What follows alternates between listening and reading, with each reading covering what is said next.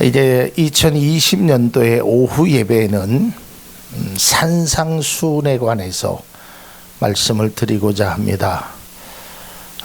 제가 계획했던 것은 아닌데 2019년도에는 그렇게 길게 이루어질 거라고 생각했지 못했던 예수님의 비유에 관해서 우리가 1년을 보아왔습니다. 근데 올해는 제가 계획적으로 이 산상수훈에 대해서 해야겠다. 처음에는 팔복에 관해서 우리가 알고 있는 팔복이라고 하는 그 말도 틀린 거거든요. 사실은 제가 이따가 설명을 드리겠지만 그거에 관해서 말씀을 드리고자 했는데 그게 아니라 마태복음 5장에서 7장까지의 말씀을 함께 우리가 한 1년 가까운 시간 동안 함께 하고자 합니다. 이 산상수훈이라는 것이요, 얼마나 중요한 거를 우리는 뼈저리게 느껴야 됩니다. 그러니까 우리가 제가 뒤에서 찬양을 드리면서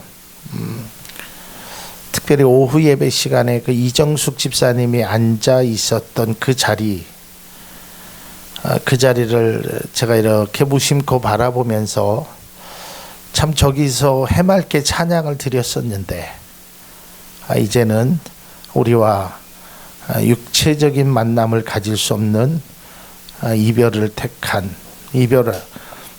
천국으로 간 그 이정숙 집사님의 모습을 생각해 보면서 항상 우리가 뼈저리게 느끼는 게 건강하자, 이거 아니겠습니까? 그죠? 예. 건강이 이렇게 소중하다라는 거를.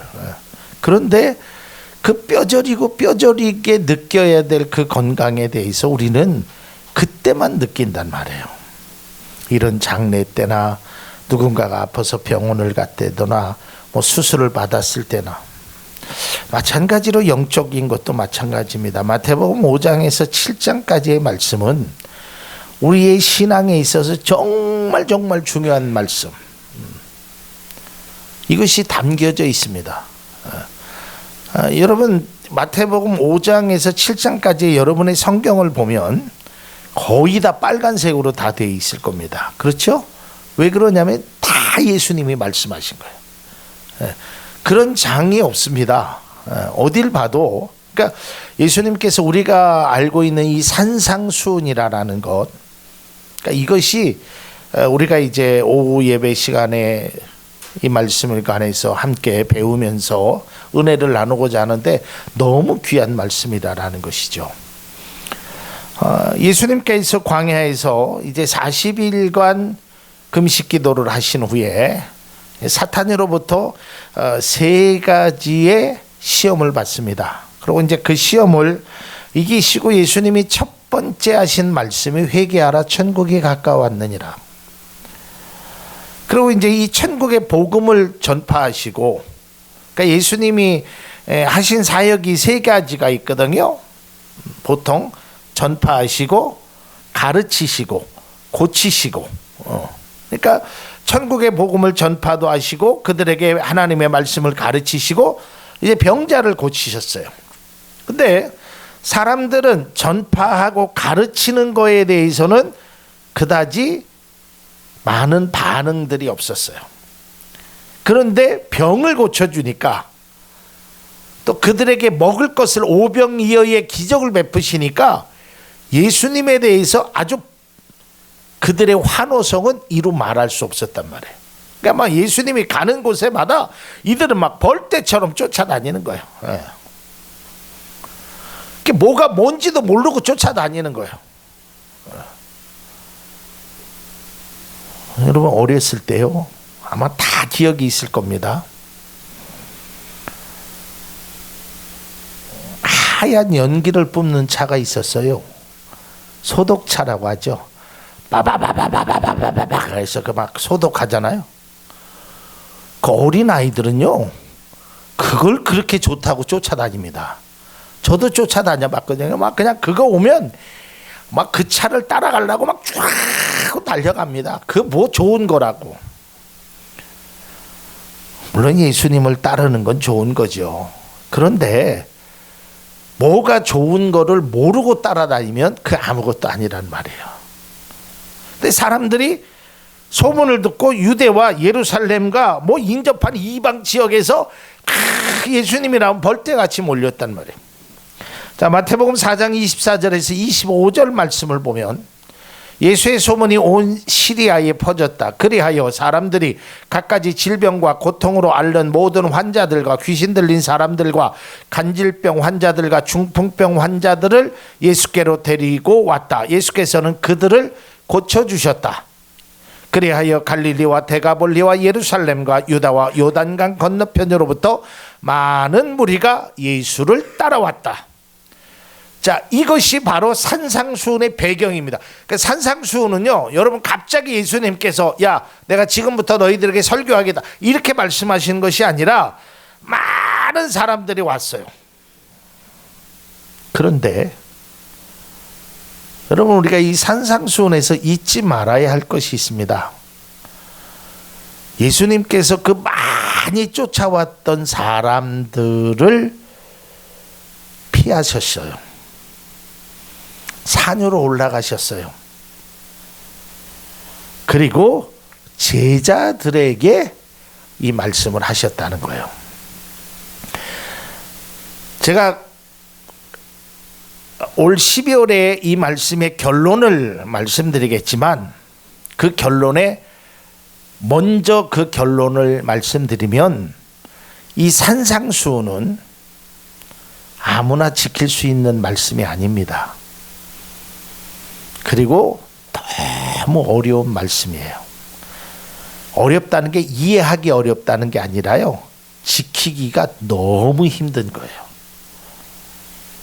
그런데 힘들고 어렵지만 해야 할 일이 바로 산상수훈의 말씀이라는 거예요.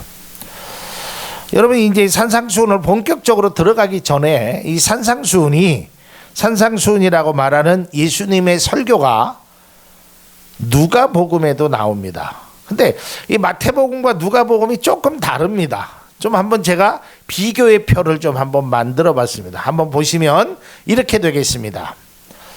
너무 글자가 작네요. 여러분 보이시나요? 잘 안 보이실 것 같으네요. 제가 읽어 드리겠습니다. 이 산상수훈은 말 그대로 산에 올라가서 하셔요. 근데 누가복음에서는 평지에서 하십니다. 설교를. 이런 얘기하면 꼭 이렇게 질문하는 사람이 있어요. 목사님, 산에서 한 게 맞아요? 평지에서 한 게 맞아요? 어떤 게 맞아요? 하는데 그건 아무 의미 없다고 했죠. 산에서 했던 평지에서 했던 그게 중요한 것이 아닙니다. 근데 같은 내용을 이렇게 산에서 하고 평지에서 합니다. 그리고 마태복음은요 굉장히 길어요. 5장에서 7장까지. 근데 누가복음은 대체적으로 좀 짧습니다. 그 다음에 여러분 팔복이라는 말 많이 들어보셨죠? 팔복. 근데 오늘 집에 가셔서 팔복이 뭐예요? 팔복이 8가지의 복입니다. 그렇죠? 8가지의. 일단 예배 끝나고 집에 가셔서 복자를 이렇게 동그라미 한번 쳐보세요. 몇 가지 복이 나오나? 9가지의 복이 나옵니다. 팔복이라는 말은 왜 그러는지 모르는데 팔복 하거든요. 근데 팔복은 8가지의 복인데 어쨌든 마태복음 5장 3절에서 나와 있는 12절까지 나와 있는 복은 9가지 복입니다. 집에 가서 세어 보세요. 그 다음에 누가복음에서는 3가지 복과 3가지 비통함이 나옵니다. 좀 다르죠. 그 다음에 마태복음에서는 보통 신앙적인 복이에요. 복 있는 사람은 어떤 사람인가? 마음이 청결한 자는, 온유한 자는 어떤 복을 받나? 대부분이 신앙적인 복을 받습니다. 그렇죠? 여러분 한번 첫 절을 한번 보면 심령이 가난한 자는 복이 있나니 그가 돈을 많이 벌 것이요라고 말하지 않고 천국이 저희 것이며, 애통하는 자는 복이 있나니 하나님의 위로가, 그러니까 그런 신앙적인 것을 하는 반면에 누가복음에서는 실질적인. 자, 그 다음에 중요한 것이 마태복음 5장 48절에 이게 핵심 키워드입니다. 너희들은 온전해라. 그리고 누가복음에서는 너희들은 자비로워라 라는 결론을 맺습니다. 여러분, 이 마태복음의 산상수훈은 계속 거듭거듭 말씀드리지만 우리가 쉽게 지킬 수 없어요. 정말 어렵습니다. 목사인 저도 그렇고요. 이제 자막 꺼주셔도 돼요. 여러분들도 그렇고요. 믿음이 좋은 사람도 그렇고요. 믿음이 없는 사람도 그렇고, 누구도 이 산상수훈에 있는 그 말을, 그 말씀을 하기가 정말 어렵습니다.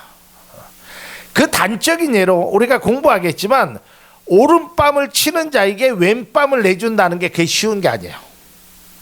오리를 가자고 하는데 십리를 가는 것, 그것 또한 더더욱 어려운 일입니다.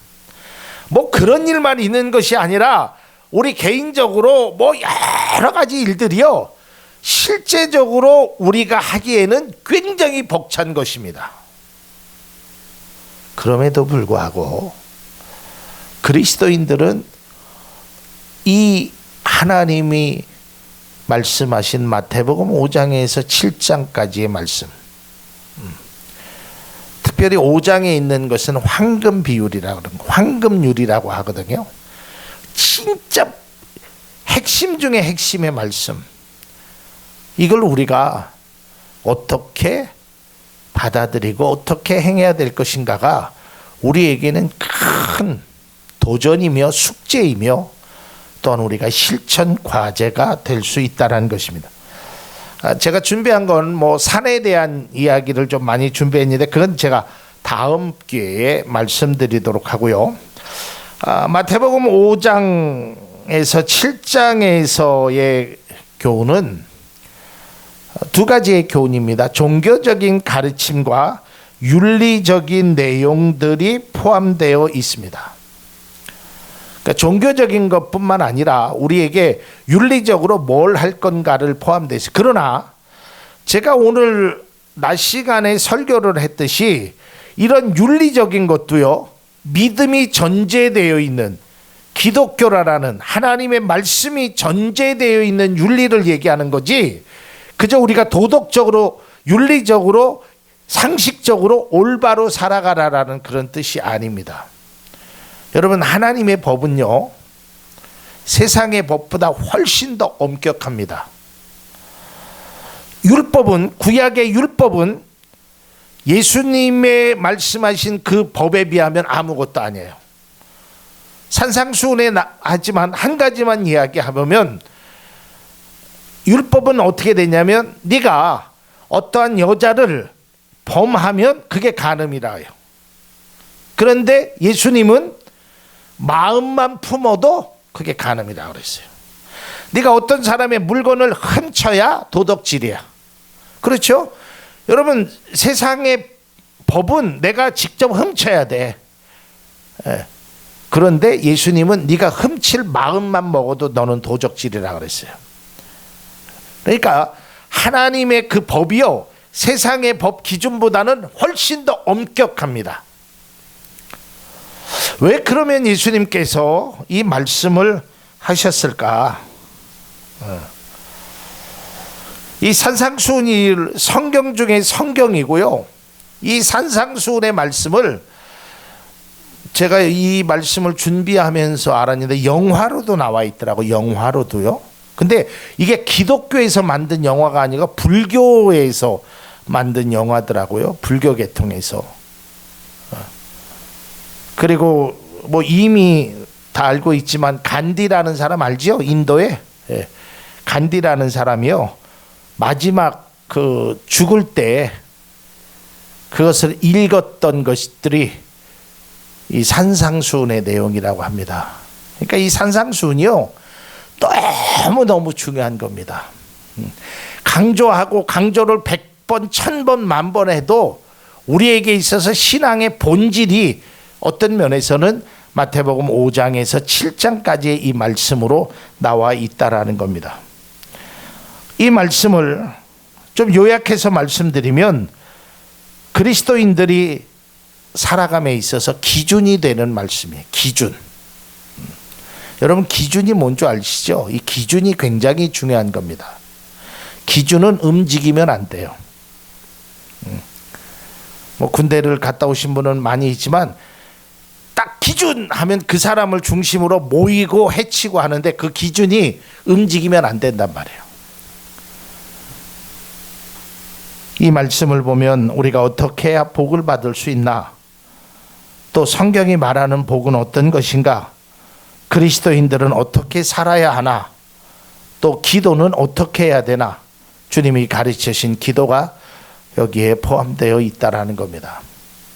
여러분, 우리가 1년 동안 이 말씀을 하나하나 찾아가면서 또 이 말씀을 통해서 우리가 함께 꼭 은혜를 받고, 제가 서두에도 결론 부분을 말씀드렸지만 이걸 우리가 지키기는 참 어렵습니다. 그러나 작은 것이라도 내가 노력하고 다 할 수는 없지만 그 중에 일부라도 내가 행할 수 있도록 애쓰고 힘쓴다면 우리는 더욱더 성숙한 그리스도인들에게 그리스도인의 모습으로 살아갈 수 있을 것입니다. 그리스도인들이 과연 어떻게 사는 것이 바른 것일까? 하나님이 기뻐하시고 또한 사람에게 칭찬받는 일이 무엇일까? 우리가 한번 다시 생각하면서 이 말씀을 우리가 오후 예배에 함께 나누고자 합니다. 기도하겠습니다. 하나님 은혜를 감사합니다. 부족하고 연약하지만 이 산상수훈에 대해서 우리가 함께 말씀을 나누고자 합니다. 이 산상수훈의 말씀을 통하여 정말 하나님께서 주시는 귀한 것을 다시 한번 깨달으며 살아갈 수 있는 은혜와 그러한 귀한 삶이 있게 하여 주옵소서. 또한 이번 한 주간 우리 사랑하는 이정숙 집사님의 장례가 있습니다. 하나님 모든 절차마다 하나님께서 함께 하여 주셔서 잘 주님의 은혜 가운데 진행될 수 있도록 주님 도와주옵소서. 예수님 이름으로 기도하옵나이다. 아멘.